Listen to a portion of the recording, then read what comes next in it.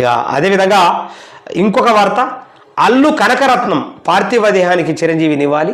అల్లు అరవింద్ తల్లి మృతిపై మెగాస్టార్ చిరంజీవి దిగ్భ్రాంతి వ్యక్తం చేశారు. కనకరత్నం పార్థివ దేహానికి ఆయన నివాళులు అర్పించారు.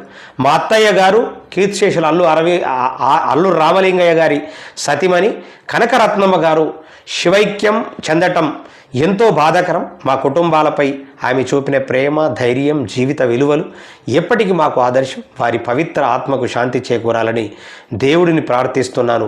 ఓం శాంతి అంటూ ట్వీట్ చేశారు చిరంజీవి గారు. మరి ఎక్కడున్నారు పాపం చిరంజీవి గారు, ఎక్కడో ఇరుక్కపోయినట్లు. ఇక ఇంకొక వార్త, కుటుంబ సభ్యులను కోల్పోయాం, వారిని భర్తీ చేయలేం. ఆర్సీబీ బెంగళూరు తొక్కిసలాటలో ప్రాణాలు కోల్పోయిన వారికి ఆర్సీబీ యాజమాన్యం తాజాగా పరిహారం ప్రకటించింది.